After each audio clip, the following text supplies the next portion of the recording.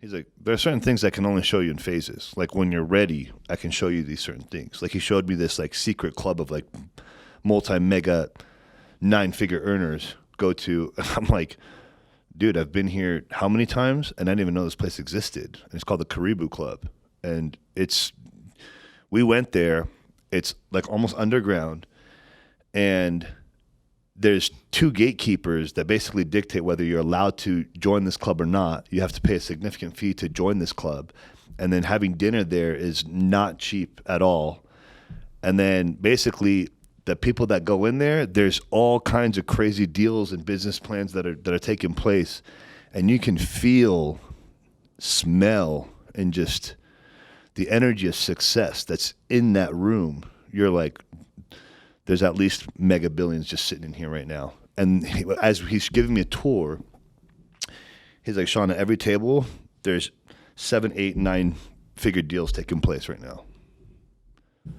And as I'm walking by, I'm hearing about $100 million deal over here, like $300 million here, like $1 billion hedge fund. Like I'm hearing all kinds of like random stuff here and there because I'm walking through. So I'm just getting like little pickets here and little nuggets.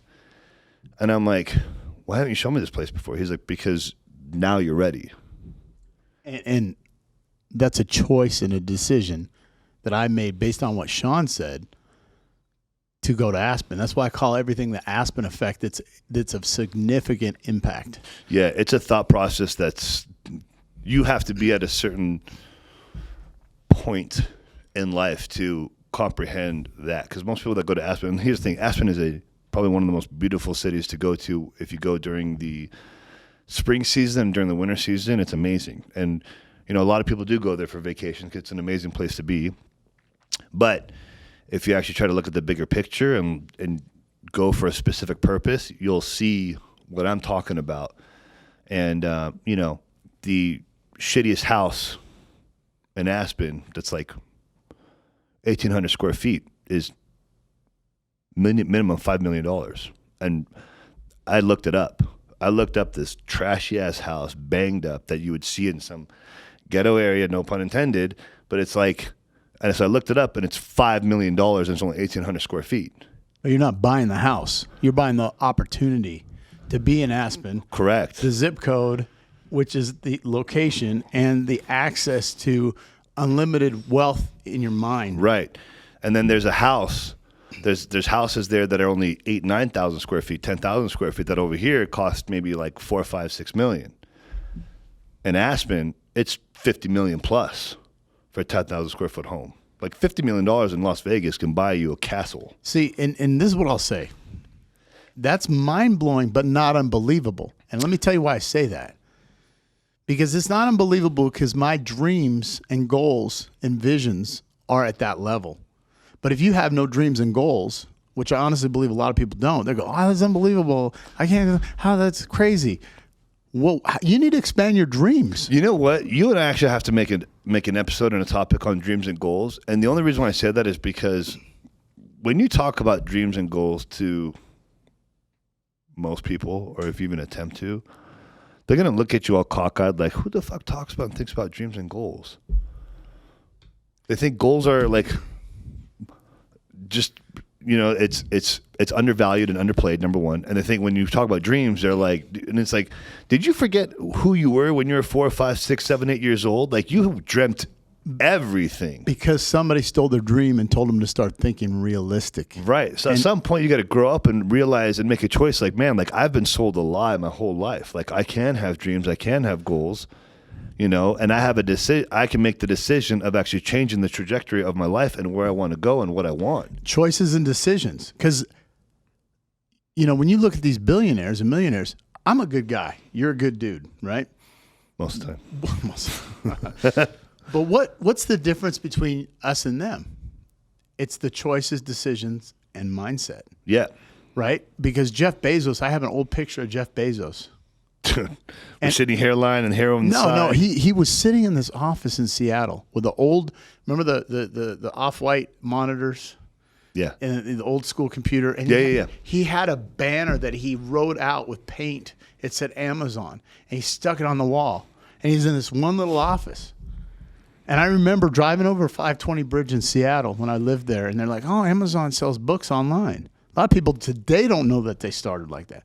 Here's a guy who everybody laughed at. You're selling books online? Why don't I go to a bookstore? And that's service provider. Now too. the guy's the wealthiest man in the world. And he had a dream, and everybody laughed at him. Could you imagine? Hey, I own Amazon. What? Rainforest? No, it's a .com. What's a .com? But you know what? Because now that you just said that, I'm going to press on this. He made a choice and his decision to not party, to not go see family when they wanted him to. He made every sacrifice that he had to, and as a choice to be where he's at now. And now, guess what? That's multi-generational money for the rest of the eternal lifespan of families, his families, till the end of time.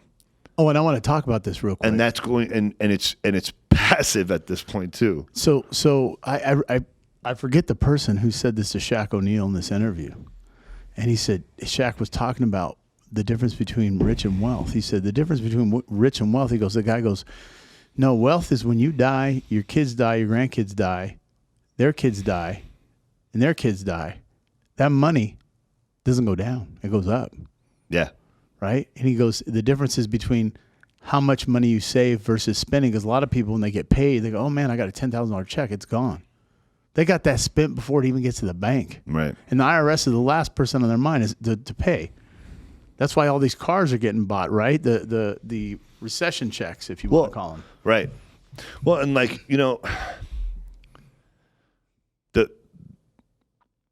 one of the reasons why people would choose to not make a change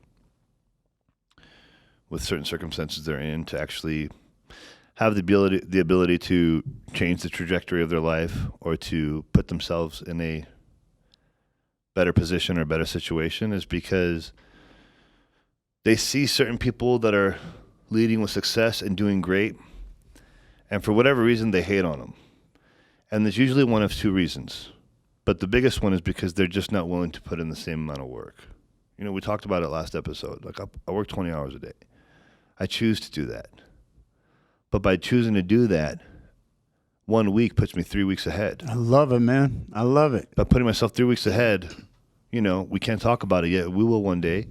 But that, over the course of 2 years of basically having 3 weeks, certain things have taken place that's going to put me in a whole different playing field in the next 18 months. And you and 2 or 3 other people are the only ones that actually know about this. And we can't talk about it yet, but it's because of the amount of work and time and sacrifice I've chosen to do. I don't go to parties. I don't go hang out with people. I don't go to these pool parties. And it's not because I hate people. I don't want to go hang out with them. Like, it's because I want certain things in life, and I want 100% absolute, undeniable freedom from everything.